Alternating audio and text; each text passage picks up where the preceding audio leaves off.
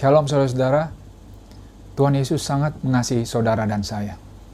Kita perlu tertanam di dalam kebenaran bahwa Tuhan sangat mengasihi kita.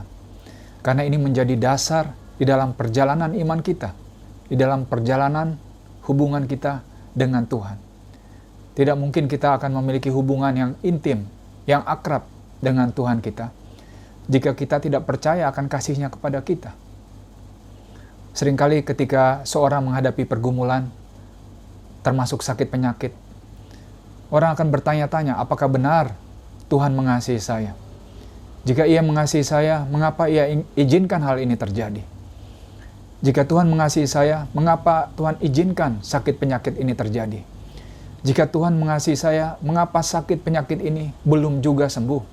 Padahal saya sudah percaya. Jika kita mendasarkan kasih Tuhan atas apa yang kita alami, maka kita akan mengalami kekecewaan, saudara-saudara. Dan itu yang iblis inginkan. Musuh kita, yang adalah iblis, ingin kita berjalan di dalam apa yang kelihatan. Karena itu iblis disebut flesh devil. Dikatakan flesh devil karena dia adalah iblis daging. Maksudnya daging adalah iblis yang kelihatan. Dia akan memakai panca indera saudara dan saya. Untuk apa? Untuk menjauhkan saudara dan saya daripada kasih Tuhan. Dia akan menggunakan, iblis akan menggunakan pengalaman hidup saudara dan saya, yang tentunya yang tidak baik, untuk menjauhkan saudara dan saya dari kasih Tuhan. Karena itu dasar kita untuk mengenal kasih Tuhan tidaklah bergantung pada keadaan kita. Dasar kita untuk mengenal kasih Tuhan tidak bergantung apakah pergumulan permasalahan saudara sudah selesai atau belum, sakit saudara sudah disembuhkan atau belum. Dasar kita untuk mengenal kasih Tuhan adalah melalui kebenaran firman-Nya. Yohanes 3 ayat 16 berkata, karena begitu besar kasih Allah akan dunia ini, bukan orang Kristen saja, tetapi dunia ini, atas semua ciptaannya. Begitu besar kasih Tuhan akan dunia ini, sehingga Ia mengaruniakan anaknya yang tunggal, Tuhan kita Yesus Kristus, supaya kita yang percaya kepada Yesus tidak akan binasa, melainkan memperoleh hidup yang kekal. Memang Tuhan mengasihi dunia dan seisinya, semua makhluk ciptaannya. Tetapi untuk memperoleh kehidupan yang kekal, firman Tuhan katakan, kita perlu percaya kepada Yesus, Juru Selamat kita. Amin, saudara-saudara. Dari pemberian seseorang, kita akan tahu betapa Ia mengasihi kita, saudara-saudara. Ketika Tuhan menyerahkan pengorbanan bagi saudara dan saya, Tuhan tidak menyerahkan salah satu dari malaikat-malaikatnya. Tuhan tidak menyerahkan Michael sebagai pengorbanannya. Tuhan tidak juga menyerahkan Gabriel untuk dikorbankan atau diserahkan bagi saudara dan saya. Tetapi yang surga miliki, yang terbaik yang surga miliki, yaitu Yesus Kristus Tuhan, itu diserahkan kepada saudara dan saya. Mengapa yang terbaik yang Tuhan miliki, saudara-saudara? Mengapa Tuhan memberikan yang terbaik yang surga miliki bagi saudara dan saya? Karena dari pemberian seseorang, dari apa yang diserahkan seseorang, dari apa yang diberi seseorang, apa yang dikorbankan seseorang, di situ kita akan tahu hatinya. Kita akan bisa melihat karakter hati daripada pemberian seseorang, saudara-saudara. Begitu juga dengan Tuhan. Karena itu Tuhan memberikan yang terbaik yang surga miliki, yaitu Yesus Kristus Tuhan, kepada kita, diserahkan kepada kita. Supaya hari ini kita tahu, kita sadar, bahwa Dia memberikan yang terbaik. Sehingga hari ini kita tahu, kita bisa melihat betapa Ia sangat mengasihi kita. Kita bisa melihat hati Tuhan dari pengorbanan yang Ia serahkan, yaitu Yesus Kristus Tuhan. Amin, saudara-saudara. Sekarang kita tahu jika yang terbaik yang surga miliki, Yesus Kristus Tuhan, diserahkan bagi saudara dan saya. Sehingga kita hari ini bisa sadar bahwa Ia sangat mengasihi kita. Amin, saudara-saudara. Ada ayat yang berkata bahwa 2 Timotius 1 ayat 12 katakan, saya tahu kepada siapa saya percaya. Ayat ini luar biasa, saudara-saudara. Terjemahan King James yang berkata, I know in whom I have believed. Paulus katakan, saya tahu kepada siapa saya sudah percaya. Jadi yang Paulus katakan ini, Paulus bukan percaya yang masih coba-coba untuk percaya. Tidak. Paulus katakan, saya tahu kepada siapa saya sudah percaya. Jadi Paulus sudah mempercayai firman Tuhan. Ketika dia sudah mempercayai firman Tuhan, dia katakan, saya tahu kepada siapa saya percaya. Jadi Paulus tahu firman yang ia percayai, firman yang sudah ia percayai, ia tahu kepada siapa ia percaya. Apa maksudnya ini saudara-saudara? Berarti Paulus tahu kepada siapa ia yang memberikan janji itu. Paulus tahu hati orang yang sudah, hati Tuhan yang sudah memberikan janji itu.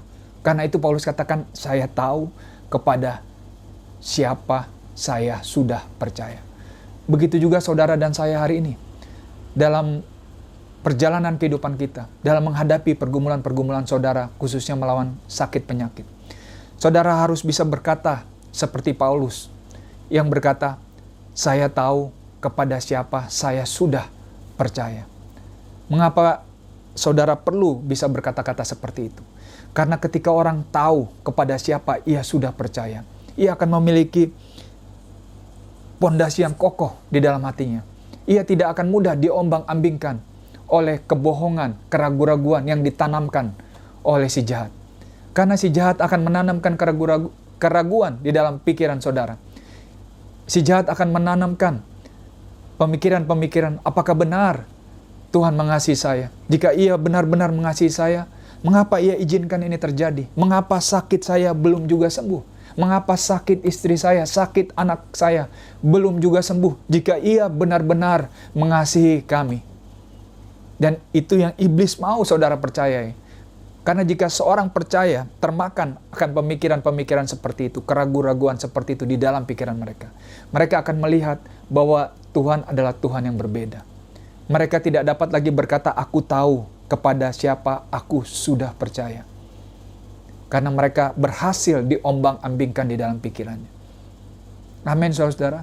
Karena itu kita perlu tahu, saudara-saudara, perlu tertanam di dalam hati dan pikiran kita bahwa apapun keadaan kita hari ini, apapun pergumulan kita hari ini, apapun sakit penyakit yang sedang saudara hadapi saat ini, Tuhan sangat mengasihi kita. Dasarnya tidaklah bergantung apakah jawaban itu sudah diberikan atas permasalahan saudara. Dasarnya tidaklah bergantung apakah sakit itu sudah disembuhkan atau belum. Dasarnya adalah karena ia sudah memberikan yang terbaik yang surga miliki. Jika ia sudah memberikan yang terbaik, sekarang kita tahu, kita sadar bahwa kita ini adalah orang yang sangat dikasihi. Jika kita sadar dan percaya bahwa kita adalah orang yang sangat dikasihi, kita akan bisa berkata seperti 2 Timotius 1 ayat 12 tadi katakan, saya tahu kepada siapa saya percaya. Walaupun apa yang saya percayai tampaknya belum terlihat, belum termanifestasi, tetapi saya tahu kepada siapa saya percaya. Saya tahu dia yang berjanji, dia yang memperkatakan firman-Nya sangat mengasihi saudara dan saya. Amin, saudara-saudara. Roma 8 ayat 32 berkata, ia yang tidak menyayangkan anaknya sendiri, tetapi yang menyerahkannya bagi kita semua. Bagaimana mungkin ia tidak mengaruniakan segala sesuatu kepada kita bersama-sama dengan dia. Ia yang tidak menyayangkan anaknya sendiri, Tuhan kita Yesus Kristus, tetapi yang menyerahkannya bagi kita semua. Bagaimana mungkin ia tidak mengaruniakan segala sesuatu? Kata mengaruniakan di situ berarti saudara-saudara memberikan secara gratis, secara cuma-cuma, secara gratis. Bagaimana mungkin ia tidak memberikan secara cuma-cuma segala sesuatu? Bukan hanya sesuatu, saudara-saudara. Karena jika firman Tuhan berkata hanya sesuatu, berarti itu terbatas pada beberapa hal. Tetapi firman Tuhan katakan segala sesuatu. Berarti itu adalah jawaban atas seluruh permasalahan saudara, termasuk sakit penyakit, khususnya sakit penyakit. Jika ia tidak menyayangkan anaknya sendiri, bagaimana mungkin ia tidak memberikan secara cuma-cuma segala sesuatu? Bagaimana mungkin ia tidak memberikan secara cuma-cuma kesembuhan kepada kita bersama-sama dengan Dia, dengan Kristus? Amin, saudara-saudara. Jadi ketika kita sadar bahwa kita ini adalah orang yang sangat dikasihi Tuhan, kita sadar bahwa Ia tidak menyayangkan anaknya sendiri, yang terbaik yang surga miliki itu diberikan. Ia tidak memberikan salah satu malaikatnya, tetapi yang terbaik yang surga miliki, anaknya yang tunggal, Yesus Kristus Tuhan kita, itu diberikan kepada saudara dan saya. Jika itu sudah diberikan, jika Yesus sudah diberikan, Yesus sudah mati di kayu salib bagi saudara dan saya. Jika itu sudah terjadi, firman Tuhan katakan, bagaimana mungkin Ia tidak mengaruniakan segala sesuatu? Bagaimana mungkin Ia tidak memberikan secara cuma-cuma segala sesuatu? Kesembuhan, jawaban atas pergumulan saudara bersama-sama dengan Dia. Amin, saudara-saudara. Firman Tuhan katakan di bagian terakhir adalah bagaimana Ia tidak mengaruniakan segala sesuatu kepada kita bersama-sama dengan Kristus. Kata kuncinya adalah bersama-sama dengan Kristus. Jadi Tuhan mengaruniakan segala sesuatu kepada saudara dan saya, bukan kepada saudara dan saya, tetapi kepada Kristus. Kita menerima semuanya itu, kita menerima kesembuhan itu bersama-sama dengan Kristus. Karena itu ada ayat firman Tuhan yang berkata, Yesus adalah ya dan amin atas seluruh janji Allah. Semua janji Allah itu digenapi, dipenuhi di dalam Kristus. Begitu juga Tuhan mengaruniakan segala sesuatu, termasuk kesembuhan kepada saudara dan saya, bersama-sama dengan Kristus. Karena itu, jika jawaban atas sakit penyakit kita, atas pergumulan kita, ada di dalam Kristus, bukankah kita seharusnya ingin mengenal Yesus lebih dalam lagi?